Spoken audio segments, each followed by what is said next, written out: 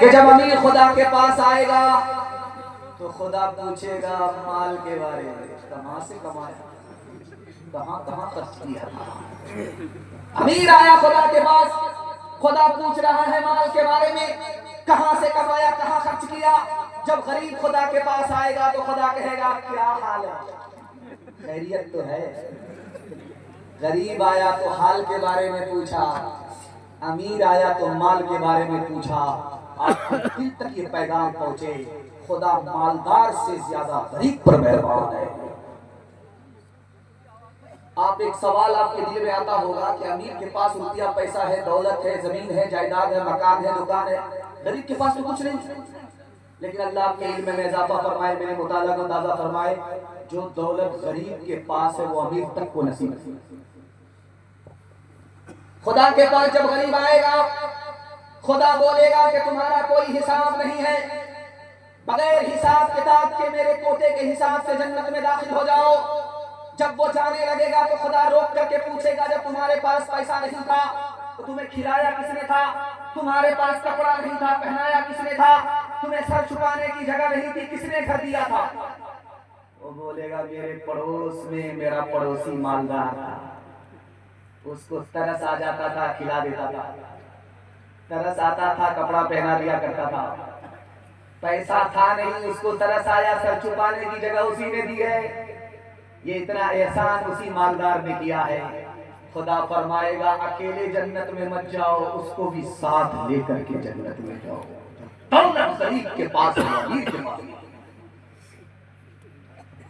America में अभी आग लगी है, लगी रही है, तो लोग कहते हैं कि चिड़िया ने सर झाड़ दिया उससे आग लगी। कुछ लोग कहते हैं कि दरख्त से टकरा गया आग लग गई। कुछ लोग कहते हैं उत्तर प्रदेश की हवा सीधे अमेरिका पहुंच गई आग लेकर। ये सही और गलत अपनी जगह पर। असल राज मैं आपको बताने के लिए जा रहा हूं, ये आग लगी तो कैसे लगी। मजलूम फलस्तीन की आह आसमान को पहुंची, इंतकाम जमीन पर आया, अमेरिका चलकर राख हो गया। हाथ उठाइए, वादा कीजिए, मुसीबत में सब्र करेंगे इंशाअल्लाह, राहत में शुक्र करेंगे इंशाअल्लाह, जो खुदा से नहीं मिला ससुर से लेंगे इंशाअल्लाह। किसके रोके रुका है सवेरा, एक पल का है मेहमा अंधेरा, एक पल का है मेहमा अंधेरा। रात जितनी भी संगीन होगी, सुबह उतनी ही रंगीन होगी, सुबह उतनी ही रंगीन होगी। गम न कर है बादल खनेरा, किसके रोके रुका है सवेरा, किसके रोके रुका है सवेरा। लब पे शिकवान ला अश्क पी ले, जिस तरह भी हो कुछ देर जी ले। लब पे शिकवान ला अश्क पी ले, जिस तरह भी हो कुछ देर जी ले। अब खड़ने को है गम का तेरा, किसके रोके रुका है सवेरा, किसके रोके रुका है सवेरा। यूं ही दुनिया में आकर न जाना, सिर्फ आंसू बहाकर न जाना। मुस्कुराहट पे भी हक है तेरा, किसके रोके रुका है सवेरा, किसके रोके रुका है सवेरा। आप इतना अच्छा सुन रहे हैं कि मेरा दिल खुश हो गया। मुझे महसूस हो रहा कि जलसा अभी शुरू हो रहा। मैं जब आ रहा था तो सोच रहा था कि 12 बज गया, जलसा सुनने वाले का 12 जरूर बजा, और जलसा मिलाद हो गया। तो मैंने सोचा मेरा क्या फर्क पड़ता है, अगर बत्ती जलाऊंगा मोमबत्ती जलाऊंगा 11 बजे। लेकिन अल्लाह का शुक्र है कि जलसा जैसा का था वैसा ही है, और अब तो और जवान लग रहा है। मैं आपके लिए दुआ करता हूँ, अल्लाह आपको ज़मीन से जिंदा फरमाए। नबी की सुन्नत के हवाले से पैगाम है, यहाँ से लेकर के वहां तक सुनने के लिए तैयार है? जोश के साथ हाथ उठाइए इंशाअल्लाह। जब लोग उम्रा करके आते, हज करके आते हैं तो आपको खजूर देते। उस खजूर की कहानी को अगर आप सुन लेंगे तो नबी की अजमत का अंदाजा आपको हो जाएगा। मक्का में जो खजूर का दरख्त है उसमें कितना फल आता है? 35 से 40 किलो।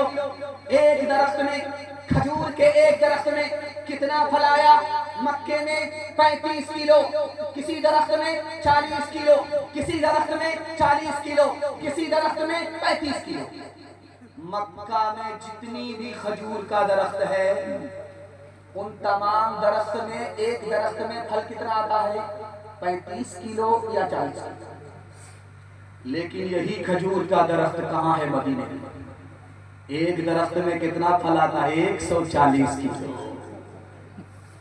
ऐसा फर्क क्यों है?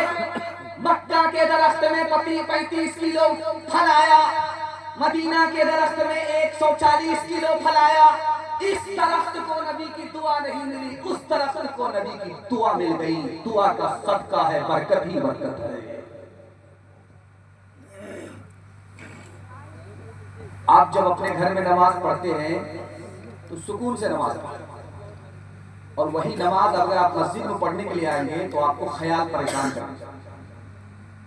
घर में आदमी इत्मीनान से नमाज पढ़ रहा है, सुकून से नमाज पढ़ रहा है, और मस्जिद में आया नमाज पढ़ने के लिए तो बेचैन है, छटपट कर रहा है। ऐसा लगता है कि जेल का कैदी है, मस्जिद में आ गया है, पिंजड़े में बंद है, पिंजड़ा खुल नहीं रहा है। मस्जिद में आया बेचैन है, घर में नमाज पढ़ रहा है, सुकून से नमाज पढ़ रहा है, तो कहाँ नमाज पढ़ी जाए? जहाँ सुकून से नमाज हो वहाँ पढ़ी जाए। तो लिखा कि फर्ज नमाज अगर घर में पढ़ेगा सुन्नत से दूर है, और फर्ज नमाज अगर मस्जिद में पढ़ेगा चाहे बेचैन होकर के पढ़े सुन्नत से करीब है, वो नमाज कबूल नहीं होगी, ये नमाज कबूल होगी। जब आप देखेंगे अभी रमजान आ रहा है, हाथ उठा करके वादा कीजिए रोजा रखेंगे इंशाअल्लाह। साल भर की नमाज रमजान में पढ़ेंगे। हाथ उठाइए इंशाअल्लाह। जरा जलसा खत्म होने दीजिए, मुलाकात करेंगे। आप देखेंगे कि असर के बाद ऐलान छोड़ दीजिए, असर के बाद ऐलान होगा जनाजे बोलेंगे ऐलान। आप देखेंगे असर के बाद औरतें किचन में फुलौरी बना रही है, कचौड़ी बना रही है, और वहाँ की खुशबू यहाँ आ रही है। मुअत्तर हो रहा, बाग हो रहा, घर का कोना पकड़े हुआ छोड़ दिया। अब धड़ाधड़ दस्तरखान लग गया, धड़ाधड़ फल फ्रूट लाए गए। अभी जो मेहमान खाने में दस्तरखान लगा था तो मुझे उड़ीसा याद आ गया, और लगा कि रमजान इतना बड़ा दस्तरखान था। अल्लाह इस बस्ती के लोगों को रोजी से माला माल था। क्या मेहमान की खातिर करते हैं भाई? इतना बड़ा दस्तरखान था कि आदमी खाए तो कहाँ से खाए, देख करके पेट भरे। आइंदा झुका करके रखिएगा, थोड़ा थोड़ा लेकर जाएंगे। दस्तरखान लग गया, लाया जा रहा, इफ्तारी लाई जा रही है, फल फ्रूट रखा जा रहा है। एक हुक्का का पियक्कर था, हुक्का भी ला अभी 5 मिनट बाकी है, 10 मिनट बाकी है, तो फल फ्रूट को नहीं देख रहा, हुक्के को देख रहा। मौलवी साहब जा रहे थे, कहा कि मौलवी साहब अभी 10 मिनट बाकी है रोजा खोलने में, एक दो दम मार सकते हैं? एक दो दम मारने की बात कर रहे हो, पूरा दम साफ करके सुबह से लेकर के शाम तक आगे अब तुम्हारी जान जा रही है, रोजा टूट जाए ना, बस एक दम। बोला करे अल्लाह का बंदा रोजा टूट जाएगा, बिल्कुल इजाजत नहीं है, हराम है। रोजा का वक्त होने से पहले, इफ्तारी के वक्त होने से पहले तुम एक दो दम भी नहीं मार सकते। तो खिसिया करके कहा जा मौलवी जा, अगर तेरी जगह हुजूर होते तो एक दो दम मारने की इजाजत जरूर है।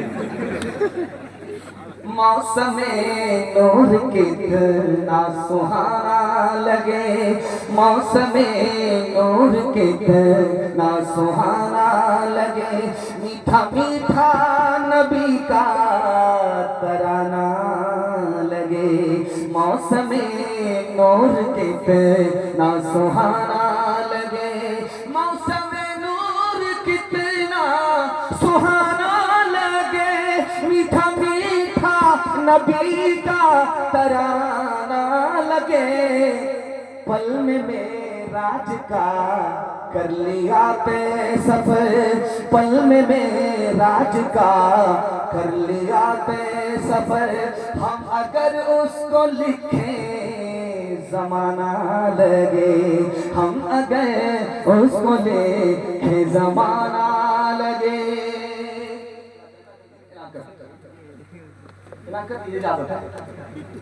बाजार ड्राइवर घर का कहीं भी हो गाड़ी के पास पहुंच जाए। माशाअल्लाह। चौथा पैगाम आपकी खिदमत में रखने के लिए जा रहा हूं, दुनिया और आखिरत के हवाले से। यहां से लेकर के वहां तक सुनने के लिए तैयार, एक बार जोश के साथ आता और उतारिए इंशाअल्लाह। घबराना नहीं है, दाया बाया होता रहे, ये चलता रहे। मैं भी आपकी जगह होता, अचानक सवाल होता, मैं भी फंस जाऊं। आपको शर्मिंदा करना मकसद नहीं, आपकी बेदारी को टटोलना मकसद। अल्लाह हमारे सुनाने को आपके सुनने को बेहद कबूल फरमाए। बहरा आदमी आ गया बीमार के पास, आकर के बोला क्या हाल है, सुबहान अल्लाह मुबारक। दूसरा सवाल पूछा कि क्या खा रहे हो, अब बीमार जो बताएगा वो सुनेगा थोड़ा। बीमार ने कहा कि जहर खा रहा है, सुभान अल्लाह बहुत अच्छी दवा, बिल्कुल टाइम टू टाइम खाया। तीसरा सवाल पूछा कि किस डॉक्टर से इलाज चल रहा है, तब मलकुल मौत, बहुत बढ़िया डॉक्टर। इस बस्ती में जलसा सुनने के लिए एक आदमी आ रहा था कि महंगवा कहाँ है। जब संडीला के पास पहुंचा तो पूछ रहा है कि महंगवा कहाँ है, आबादी कहाँ है, बस्ती कहाँ, जहाँ जलसा हो रहा है। दाया बाया मत लेना, सीधा पहुंच जाओ, बस्ती में पहुंच जाओगे। उसने दाया बाया जो छोड़ा, सीधा कब्रिस्तान। अब वो सर पर हाथ रख करके बैठ गया कि यहाँ के लोग कैसा मजाक करते हैं, जिंदा आदमी को कब्रिस्तान भेज देते हैं। उसने कहा अल्लाह का बंदा, बस्ती पूछ रहा था, आबादी पूछ रहा था, तुमने उसको कब्रिस्तान बता दिया। उस अक्लमंद ने कहा कि तुम जिसको आबादी समझते हो वो यही कब्रिस्तान है। मैंने हर बस्ती के आदमी को कब्रिस्तान में आते हुए देखा है, यहाँ के आदमी को कहीं यहाँ से जाते हुए नहीं देखा। असल आबादी को इस तरह। अताउल्लाह शाह बुखारी रहमतुल्लाह अलैह बयान फरमा रहे, तो बयान के दौरान कहा जन्नत में सब कुछ मिलेगा। एक बूढ़ा कहा सब कुछ मिले, ताकि हाँ सही से ताकि हाँ सब कुछ। बोला हुक्का मिले, तो हजरत ने कहा हुक्का तो मिलेगा, लेकिन सुलगाने के लिए जहन्नम में जाना।